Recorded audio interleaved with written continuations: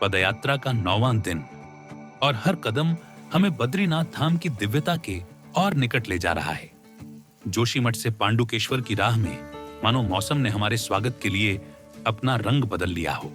कभी हल्की फुहारें, कभी बादलों से घिरा आसमान और साथ बहती अलकनंदा की गूंज हर पल जैसे प्रकृति कह रही हो, आप सही दिशा में बढ़ रहे हैं। ऊंचाइयों से गिरते झरने, धुंध में खोते घुमावदार रास्ते और पहाड़ों के बीच उमड़ती शांति। ये सफर अब सिर्फ यात्रा नहीं रहा, एक आध्यात्मिक आरोहण बन चुका है। पांडुकेश्वर, जहां पांडवों की तपस्या का इतिहास सांस लेता है, यहीं आकर हमने महसूस किया, मंजिल अब सचमुच हाथों की पहुंच में है।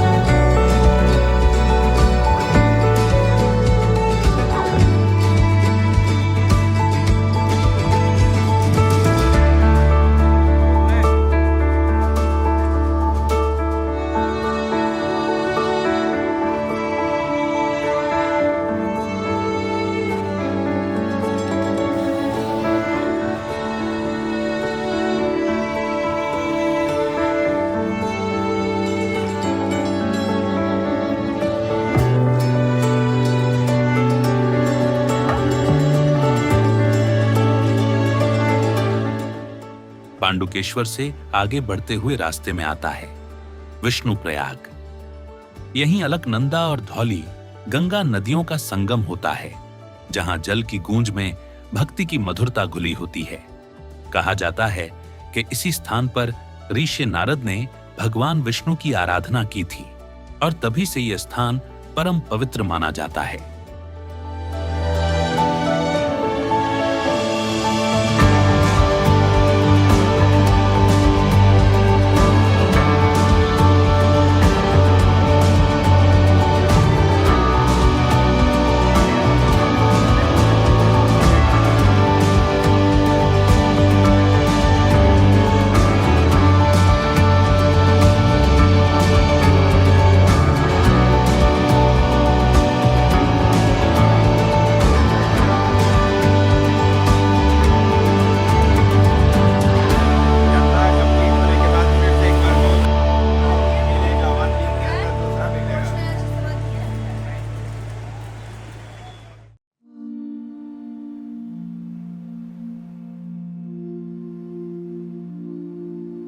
पांडुकेश्वर एक छोटा सा गांव पर आस्था का विशाल धाम।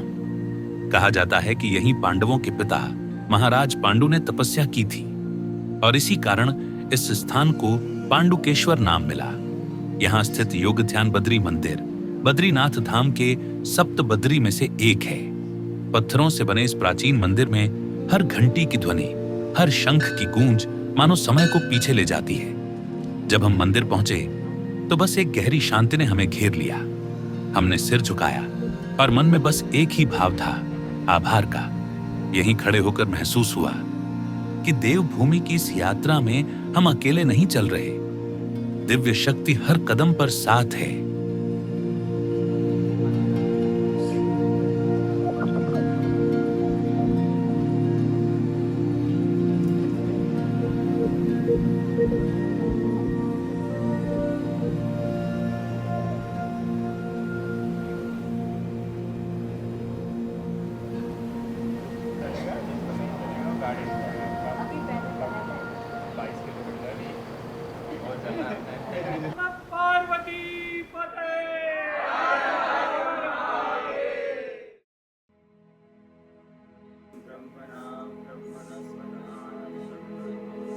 हमारी यात्रा का 10वां दिन। पांडुकेश्वर से बद्रीनाथ की ओर बढ़ते हर कदम के साथ मानो हम दिव्यता के और निकट पहुंच रहे हों। ऊंचे पर्वतों पर ठहरी बादलों की चादर, नीचे अलकनंदा की पवित्र धारा। प्रकृति का हर दृश्य जैसे ईश्वरीय स्पर्श लिए सामने खड़ा हो।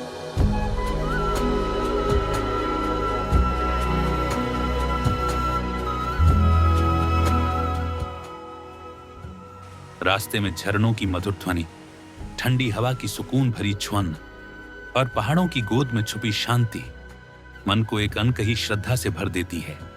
जैसे जैसे बद्रीनाथ निकट आता गया, वैसे वैसे हृदय में उत्साह और भक्ति की लहरें उठने लगी। ये केवल यात्रा नहीं, ये आत्मा से परमात्मा तक पहुंचने वाला एक पावन अनुभव है।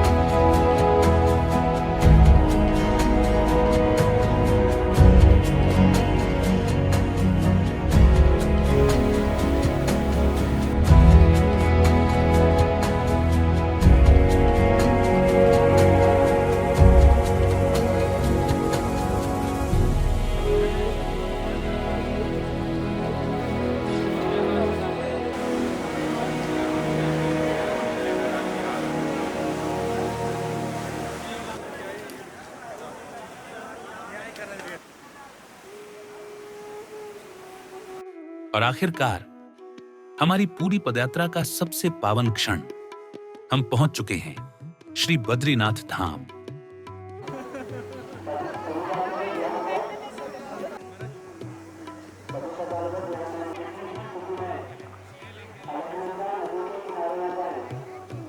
मंदिर के दर्शन से पहले हम पहुंचे तप्त कुंड के पास, जहां सदियों से यात्री अपनी थकान, अपने पाप, अपनी सारी दुनियावी चिंताएं इस पवित्र जल में प्रवाहित कर देते हैं।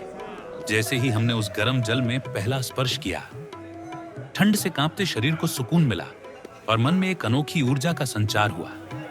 ऐसा लगा जैसे स्वयं बद्री विशाल हमारी पूरी यात्रा, हर कदम, हर संघर्ष का आशीर्वाद दे रहे हों। इन पहाड़ों की हवा में, इन जलधाराओं की गूंज में भक्ति और विजय दोनों का एहसास छिपा है। हमने इतने दिनों तक चलकर आंधी पानी, थकान और चुनौतियों के बीच बस इसी पल को महसूस करने के लिए यात्रा की थी। आज हम केवल यात्री नहीं रहे, हम अपने भीतर के भगवान के और भी करीब पहुंच गए हैं। यह है बद्रीनाथ, जहां हर आत्मा को अपनी मंजिल मिलती है।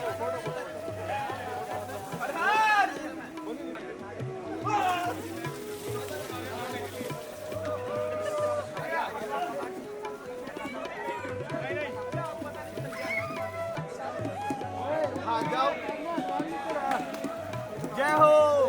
ठंडा पानी भर के लाओ। जय हो, जय हो।